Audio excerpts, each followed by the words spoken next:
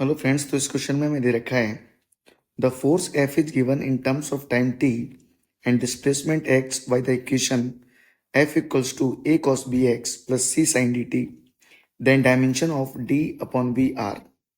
तो सवाल में हमें एक इक्वेशन दे रखी है कि F equal to A cos B X plus C sine D T. अब हमें क्या पूछा गया है? डी बाई बी के डायमेंशन पूछे गए हैं, तो इसका मतलब मुझे डी और बी के डायमेंशन निकालने पड़ेंगे।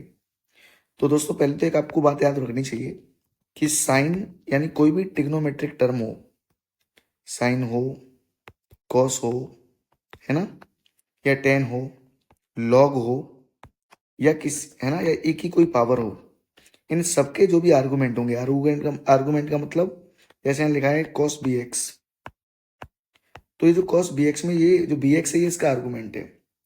तो साइन का, कॉस का, लॉग का या एक ही कोई पावर होती है, इन सबका जो भी आर्गुमेंट होगा वो डायमेंशन लेस होंगे, मतलब उनकी कोई भी डायमेंशन नहीं होगी।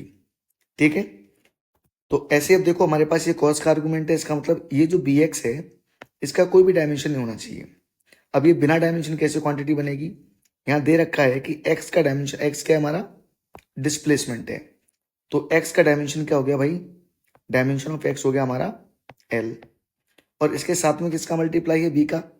अब इसको अगर मैं डायमेंशन लेस बनाना है तो जो एक्स का डायमेंशन है इसका ठीक उल्टा डायमेंशन किसका होना चाहिए? बी का, यानी 1/L।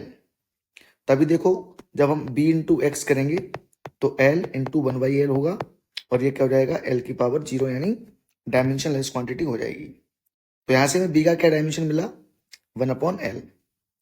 सिमिलरली अगर हम dt की बात करें तो ये हमारा साइन का फंक्शन है, या हम तो कहते हैं कि साइन का आर्गुमेंट है।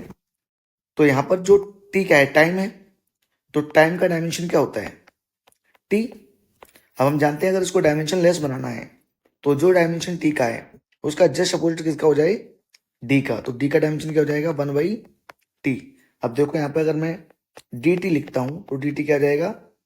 t इंटू 1/t, यानी डायमेंशन लेस हो जाएगा t की पावर 0। तो हमें दो डायमेंशन मिले, एक हमें b का मिला 1/L और d का मिला 1/t। हमें d अपॉन b का पूछा गया तो हम लिखेंगे d अपॉन b का जो डायमेंशन वो क्या लिखा जाएगा?